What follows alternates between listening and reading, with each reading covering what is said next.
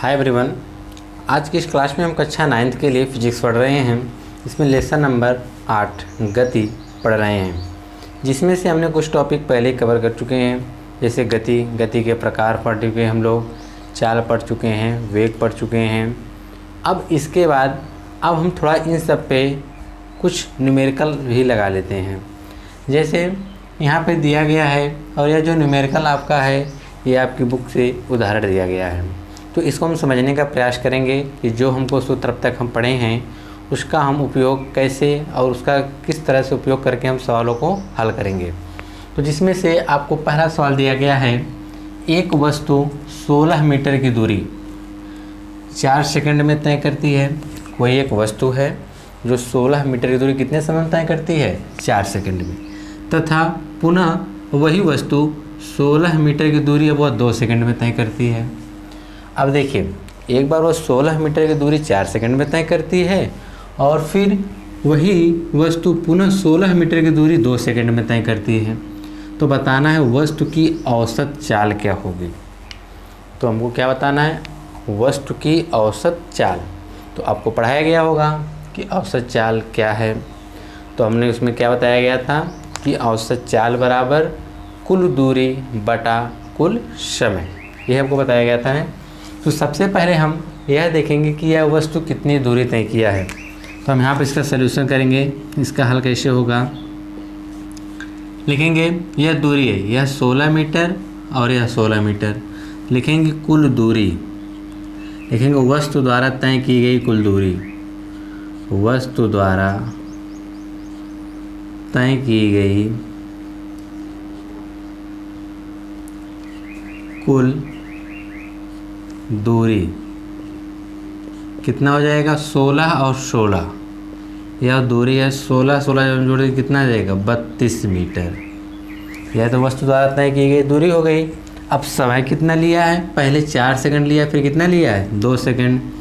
लिखेंगे वस्तु द्वारा लिया गया समय, वस्तु द्वारा दूरी तय करने में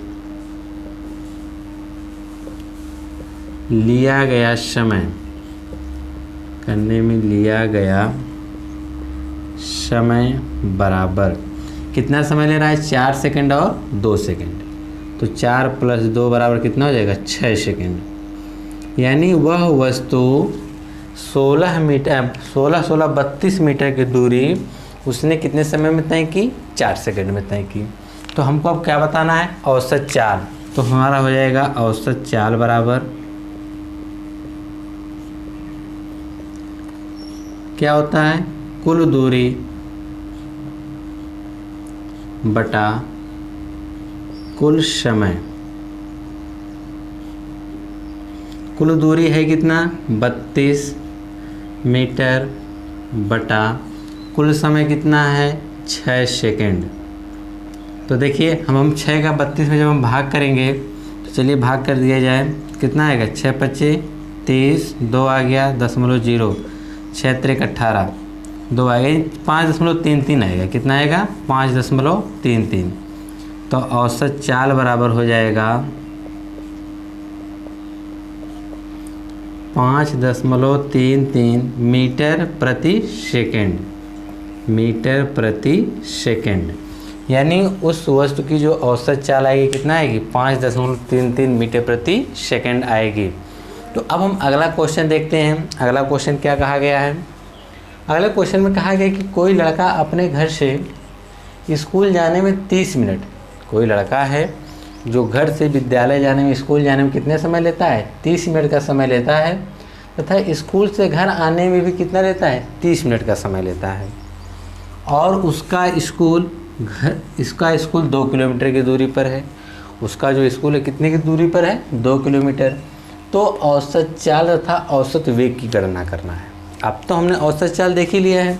औसत चाल क्या होता है? कुल दूरी बटा कुल समय होता है। अब जब हम औसत चाल के साथ साथ जब इसमें औसत वेग निकालेंगे, उसको कैसे निकालेंगे चलिए देखते हैं। इसका हल होगा, तो हम क्या करेंगे? सबसे पहले हम देखेंगे कि दूरी। देखिए अब बताया गया कि उसका स्कूल जो है 2 किलोमीटर की दूरी पर है, यानी उसके घर से उसका स्कूल कितनी दूरी पर है, 2 किलोमीटर। अब ये लड़का 30 मिनट जाने में ले रहा है समय और 30 मिनट आने में। इसका मतलब 2 किलोमीटर लड़का चलकर जा रहा है और फिर 2 किलोमीटर लड़का चलकर आ रहा है। तो हम लिखेंगे कुल दूरी लड़के द्वारा तय की गई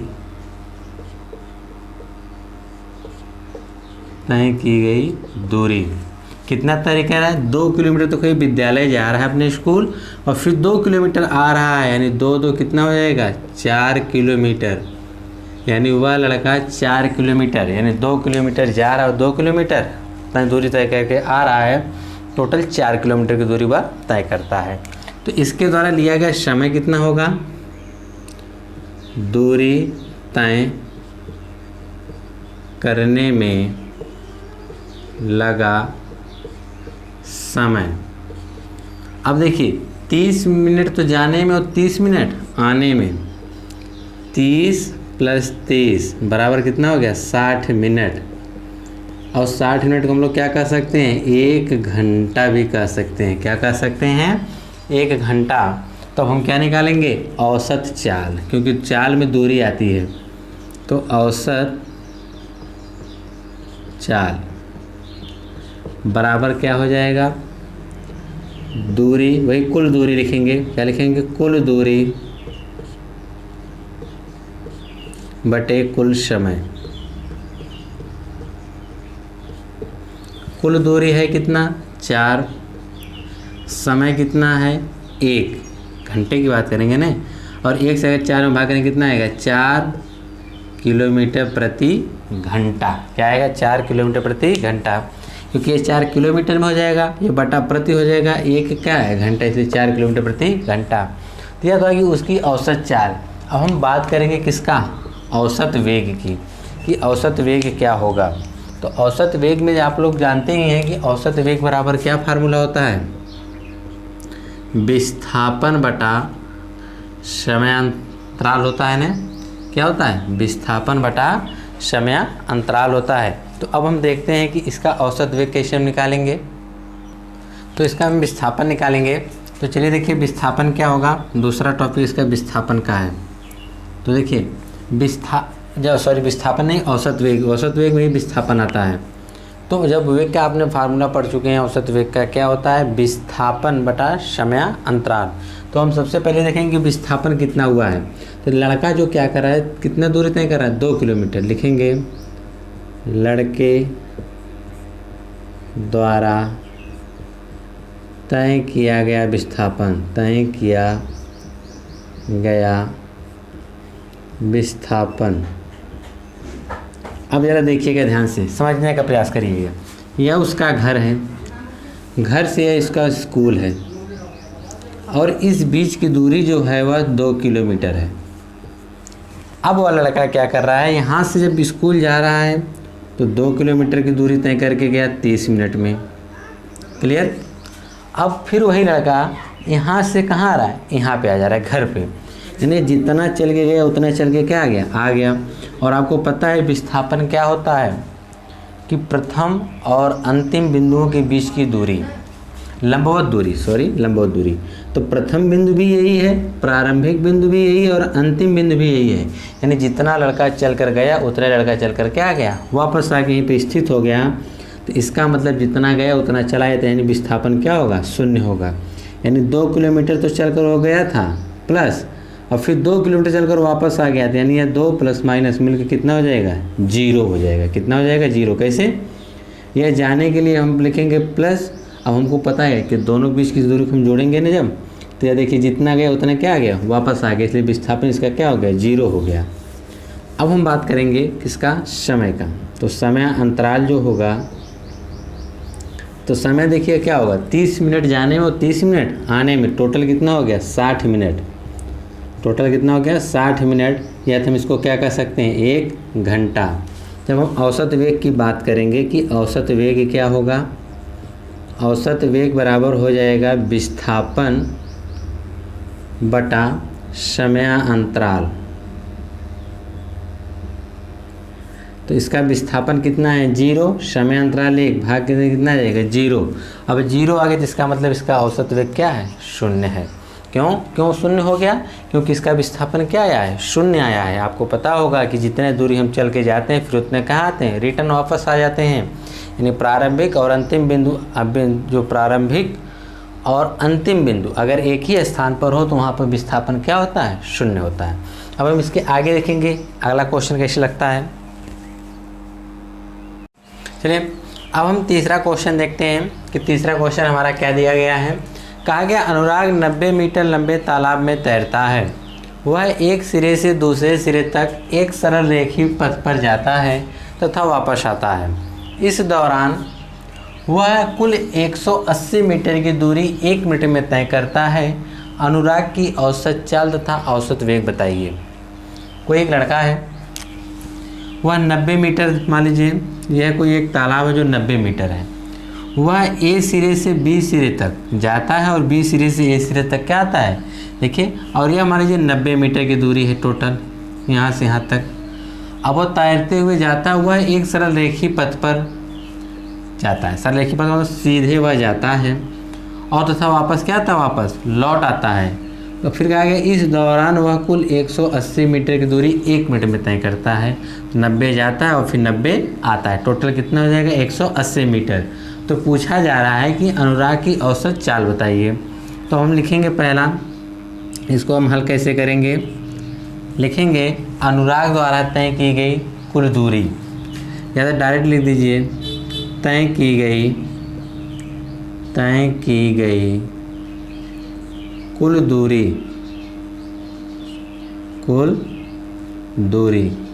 कितना दूरी तय कर रहा है 90 जा रहा है फिर 90 आ रहा है, इसका मतलब कितना होगा 180 मीटर। यह तो दूरी हो गया। अगर हम विस्थापन की बात करें तो जितना वह जा रहा है उतना क्या आ रहा है वापस आ जा रहा है। तो विस्थापन यहाँ पे क्या हो गया 0 हो गया। यहाँ पे हम लिख सकते हैं तय किया गया विस्थापन। तो आपको पता होगा जहाँ कोई दूरी हम जितना जाते हैं फिर उतना वापस आ जाते हैं तो विस्थापन क्या हो जाता है 0 हो जाता है।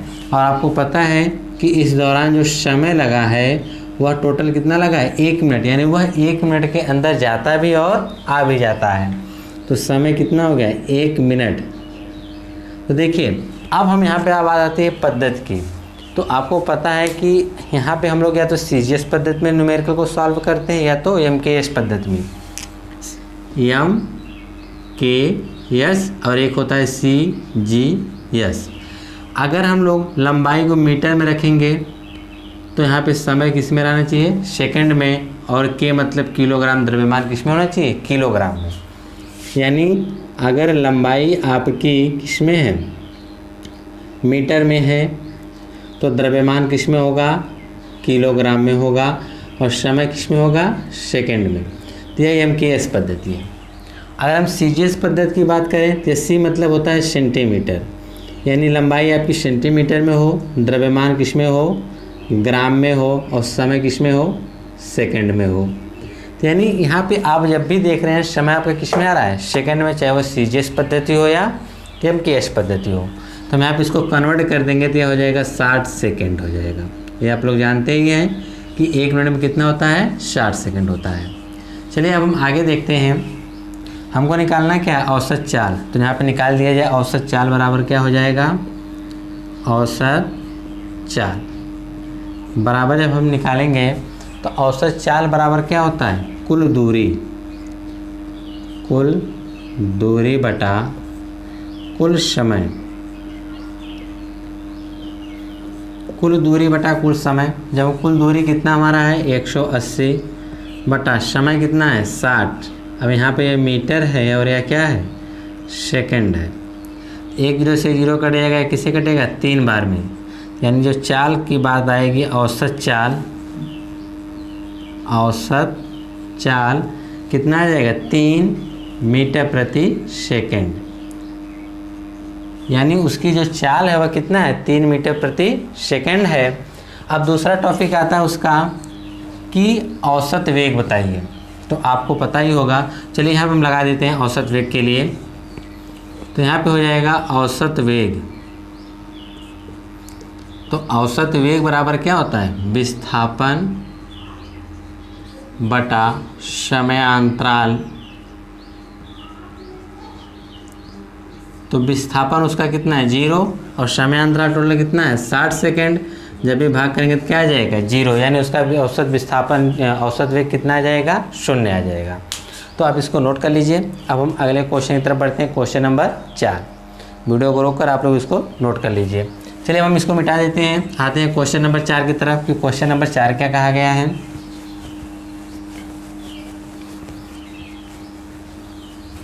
क्वेश्चन नंबर 4 कह रहा है कि एक कोई कार है, वह स्थान ए से बी की ओर 60 किलोमीटर के प्रति घंटा के वेग से जाती है।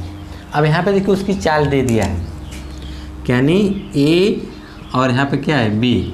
जब वह ए से बी की तरफ जाती है, कितने की स्पीड से जाती है 60 किलोमीटर प्रति घंटा की स्पीड से जाती है, और 40 किलोमीटर प्रति घंटा के वेग से अपने प्रारंभिक स्थान पर क्या आती है, लौट आती है।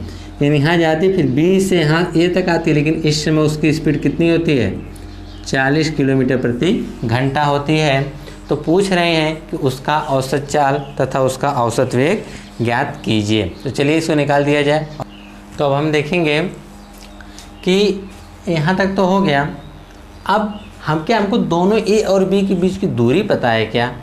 हमको देख रहे हैं कि ना ही हमको ए से बी के बीच की दूरी नहीं पता है, तो हम मान लेंगे ए से बी के बीच की दूरी कितना है x किलोमीटर है। कितना है x किलोमीटर। तो हम यहाँ पे लिखेंगे हल में इसके क्या लिखेंगे, माना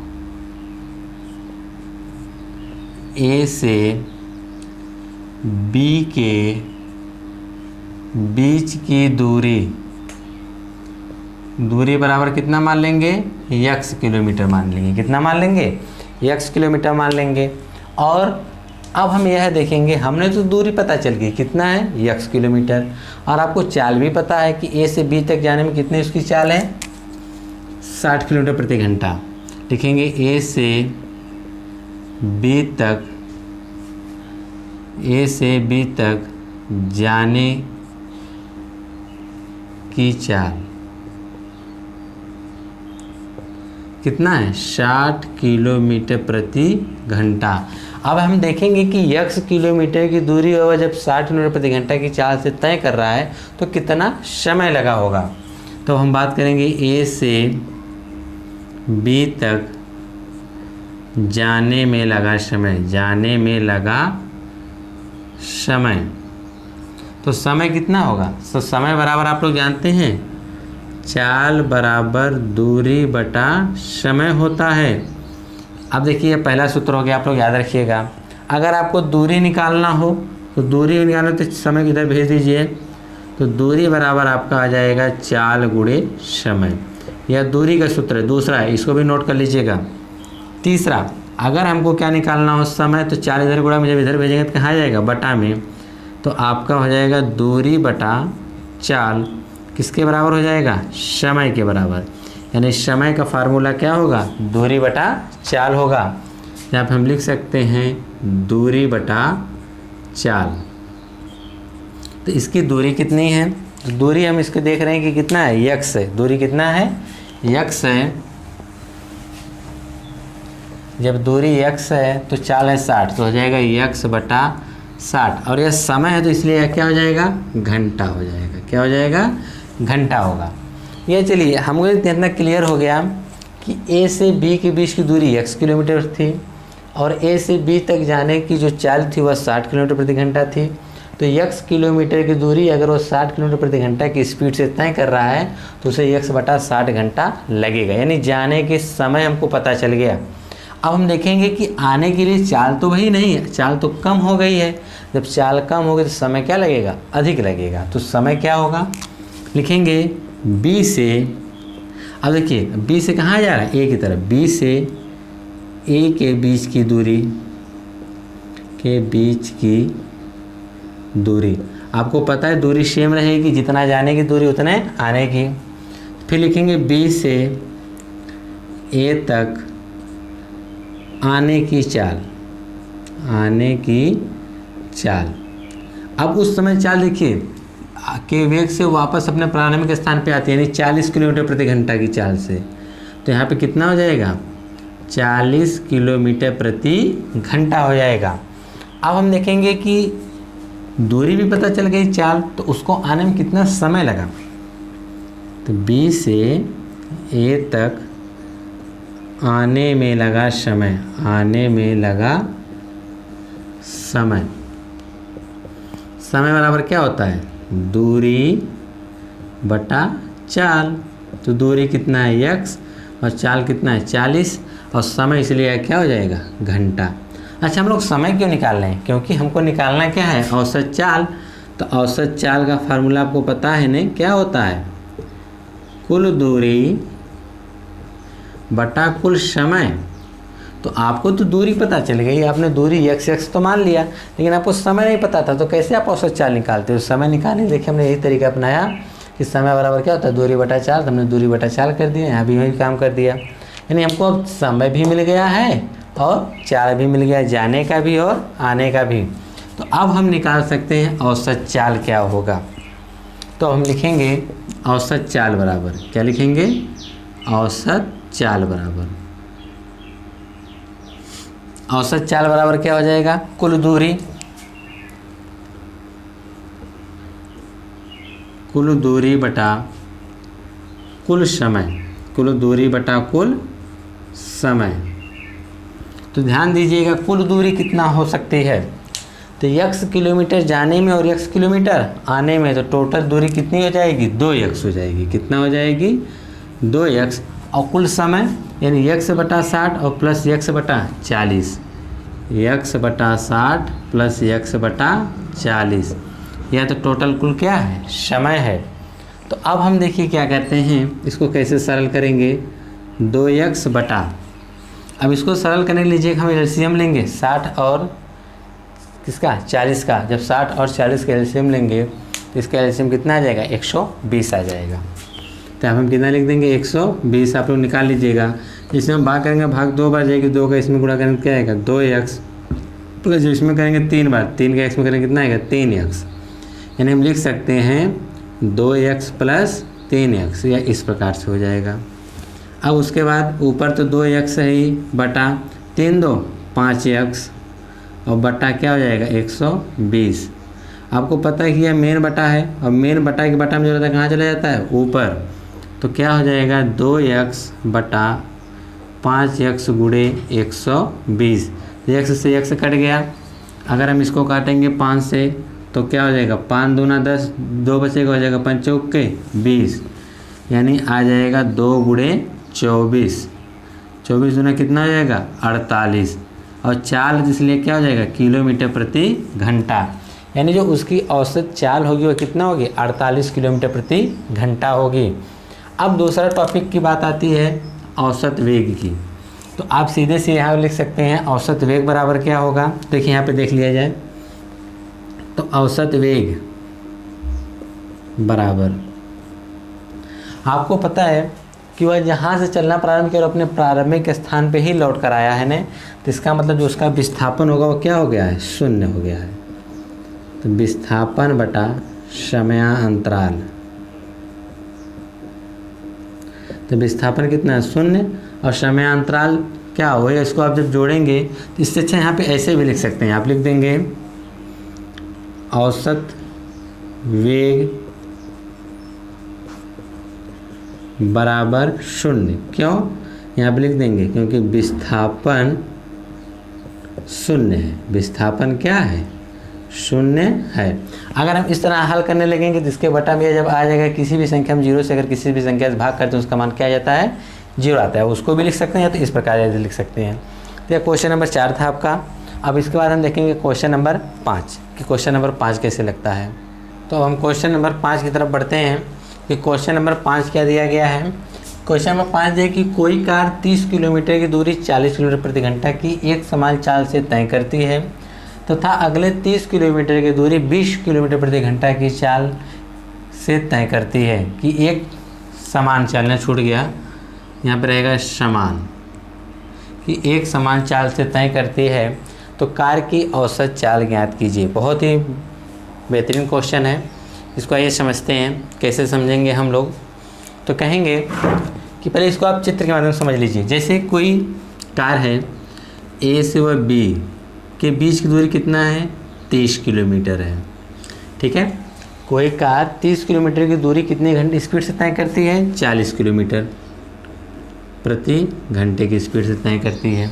तथा फिर अगले 30 किलोमीटर यानी बी से सी की बात कर लें, इसके बीच की भी दूरी कितना है, 30 किलोमीटर प्रति घंटा है। ठीक है, लेकिन यहाँ से इसकी जो स्पीड है, जो चाल, वह कितना हो गई है, 20 किलोमीटर प्रति घंटा हो चुकी है।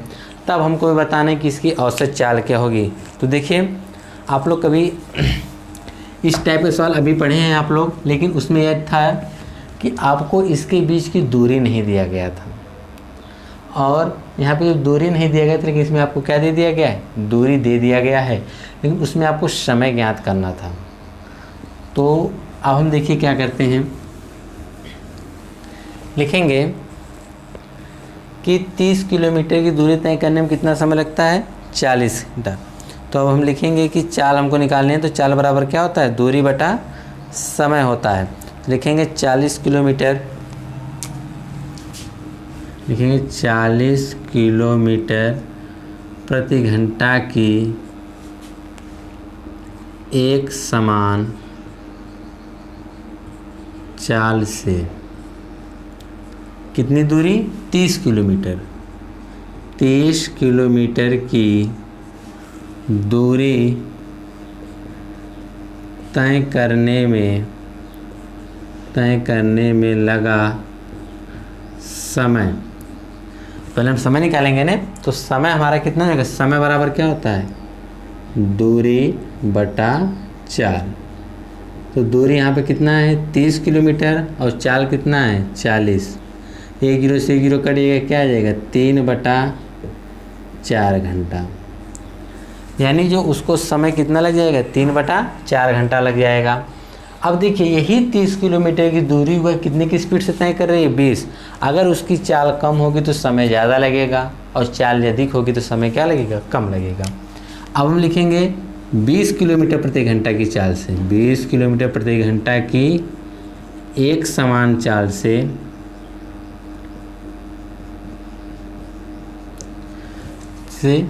कितना, 30 किलोमीटर की दूरी ने, 30 किलोमीटर की दूरी तय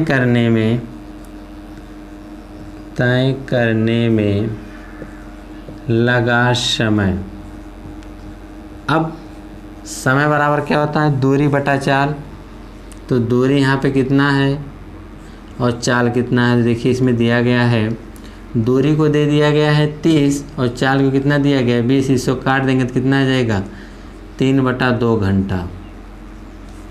तो देख रहे हैं, आपको देख क्लियर हो गया कि जाने में, यानी पहले जब वो 40 किलोमीटर प्रति घंटा की चाल से अगर चलेगा 30 किलोमीटर जाने में उसको कितना समय लगेगा, 3/4 घंटा लगेगा। अगर उसकी स्पीड 20 किलोमीटर प्रति घंटा की चाल से अगर वो 30 किलोमीटर की दूरी तय करे उसको कितना समय लगेगा, 3/2 घंटा लगेगा। अब हमको क्या बताना है, कार की औसत चाल। तो यहाँ पे निकाल दीजिए, औसत चाल बराबर क्या होगा, कुल दूरी बटा कुल समय। तो कुल दूरी कितना है, ज़रा देखिए, पहले वह 30 किलोमीटर जा रहा है, फिर वह कितना जा रहा है, 30 किलोमीटर, यानी 30 कितना हो जाएगा, 60 बटा कुल समय। तो पहले 3/4 है, फिर कितना है, 3/2 है, 3/4 प्लस 3/2, यही ना होगा।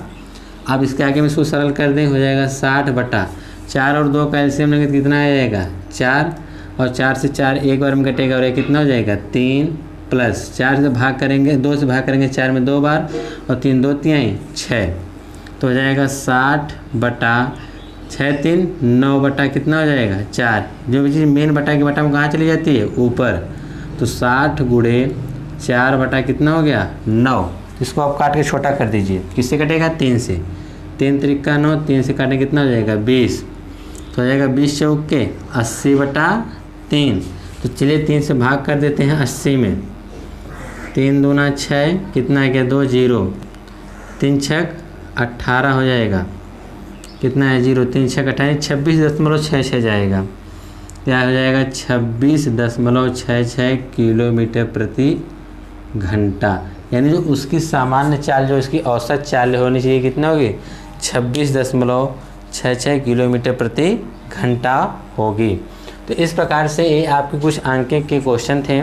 वीडियो काफ़ी लंबा होता जा रहा है, इसलिए बाकी जो क्वेश्चन हैं इसको हम कुछ चीज़ें भी बची हुई, जैसे त्वरण है, फिर उसके बाद गति के समीकरण है, इसको पढ़ते चलेंगे, साथ साथ इनका हम न्यूमेरिकल भी लगाएंगे। और फिर सब चैप्टर फिनिश होने के बाद एक बार हम पूरे जितने भी आपके बुक का न्यूमेरिकल है एक बार फिर से आपको लगवाएंगे, ताकि आप न्यूमेरिकल पे अधिक से अधिक अच्छे से फोकस कर पाएँ। धन्यवाद।